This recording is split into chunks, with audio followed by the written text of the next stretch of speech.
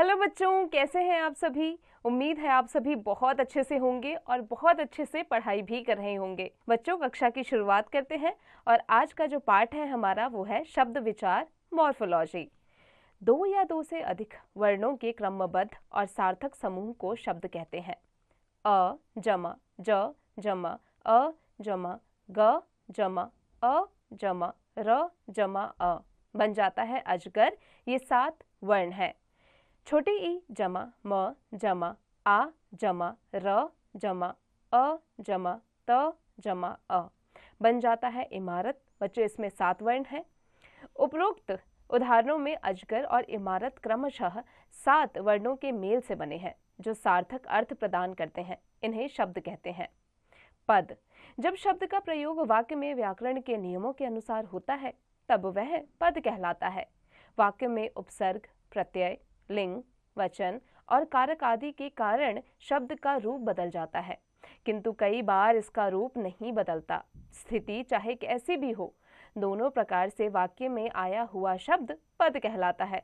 जैसे तेज गर्मी पड़ रही है, दूसरा है हवा तेजी से चल रही है। यहाँ पहले वाक्य में तेज तथा दूसरे वाक्य में तेजी बन गया है। दोनों ही स्थितियों में वाक्य में प्रयुक्त शब्द पद कहलाएंगे। शब्दों का वर्गीकरण। शब्दों को 4 भागों में बांटा गया है। उत्पत्ति या स्रोत के आधार पर, रचना के आधार पर, अर्थ के आधार पर और प्रयोग के आधार पर। उत्पत्ति या स्रोत के आधार पर, इस आधार पर शब्द के 4 भेद हैं। तत्सम शब्द, वे शब्द जो संस्कृत भाषा के समान ही हिंदी में बनी बिना किसी परिवर्तन के मूल रूप में प्रयोग किए जाते हैं, उन्हें तत्सम शब्द कहते हैं। जैसे अग्नि, गुरु, पत्र, चंद्र आदि। तद्भव शब्द, तद्भव अर्थात उससे उत्पन्न। संस्कृत के वे शब्द जिनका हिंदी में आते आते रूप बदल जाता है तद्भव शब्द कहलाते हैं। जैसे खेत, गांव, पत्ता, चांद इत्यादि। देशज शब्द, जो शब्द अपने ही देश की भिन्न भिन्न क्षेत्रीय बोलियों से हिंदी भाषा में आ गए हैं, उन्हें देशज शब्द कहते हैं। जैसे कपास, पेट, चूड़ी, पगड़ी, रोटी, गमछा, पतीला, खिचड़ी आदि।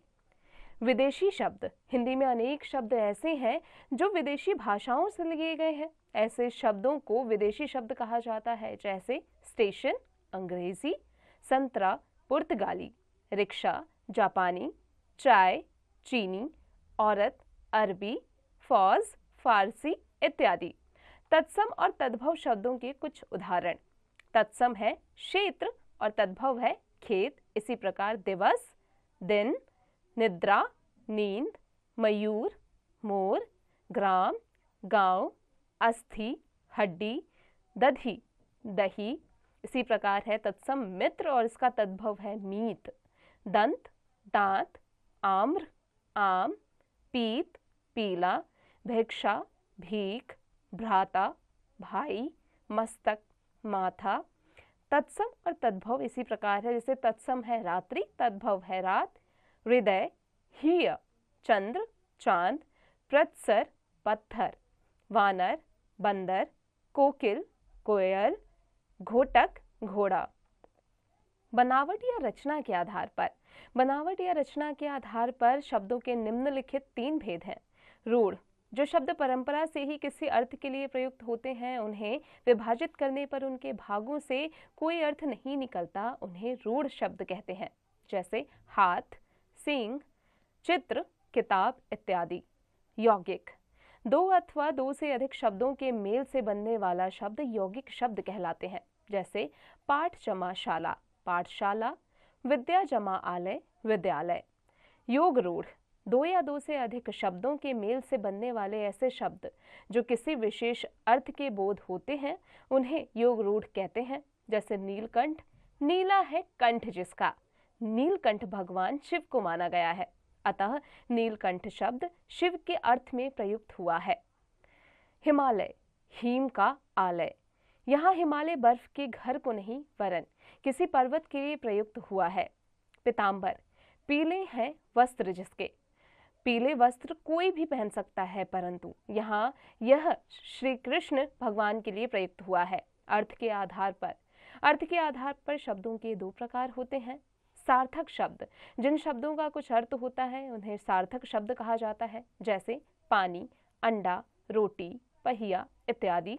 निरर्थक शब्द, जिन शब्दों का कुछ अर्थ नहीं होता है उन्हें निरर्थक शब्द कहा जाता है, जैसे वानी, वंडा, वोटी, वैया इत्यादि। भाषा में केवल सार्थक शब्दों पर ध्यान दिया जाता है। शब्दों को उनके अर्थ के आधार पर 4 भागों में विभाजित किया जाता है। एकार्थी शब्द, जिन शब्दों का एक ही अर्थ होता है उन्हें एकार्थी शब्द कहते हैं, जैसे प्रधानमंत्री, इतिहास, रेडियो इत्यादि। अनेकार्थी शब्द, जिन शब्दों से एक से अधिक अर्थों का ज्ञान हो उन्हें अनेकार्थी शब्द कहते हैं, जैसे कर, पत्र, हार, जल इत्यादि। इन शब्दों से एक से अधिक अर्थों का ज्ञान होता है।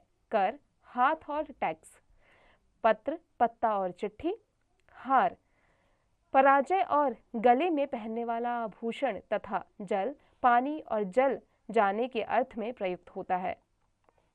पर्यायवाची शब्द, एक ही अर्थ का बोध कराने वाले भिन्न भिन्न शब्दों को पर्यायवाची शब्द कहते हैं, जैसे नयन, नेत्र, लोचन, चक्षु।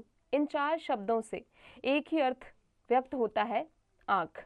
विलोम शब्द, ऐसे शब्द जो अर्थ की दृष्टि से विपरीत अर्थ व्यक्त करते हैं उन्हें विलोम शब्द कहते हैं, जैसे माता पिता, रात दिन, आना जाना, अंधेरा उजाला, हार जीत इत्यादि।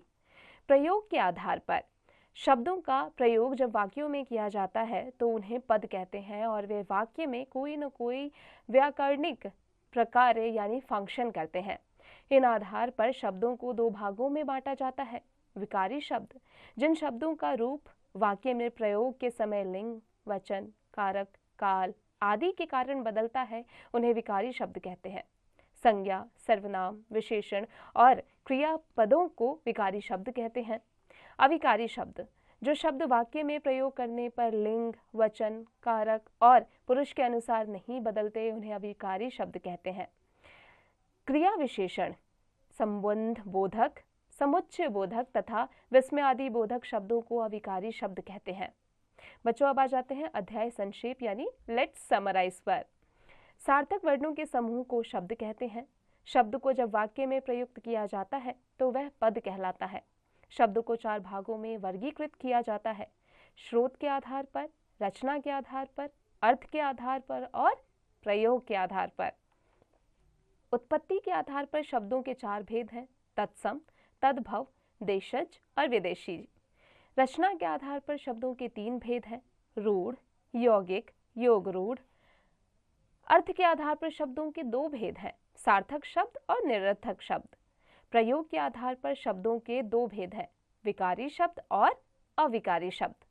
बच्चों अब आ जाते हैं इसके अभ्यास कार्य पर। बच्चों उम्मीद है कक्षा में हमने जो भी पढ़ा आपको अच्छे से समझ में आ गया होगा। अब आप इसका अभ्यास कार्य स्वयं कीजिएगा।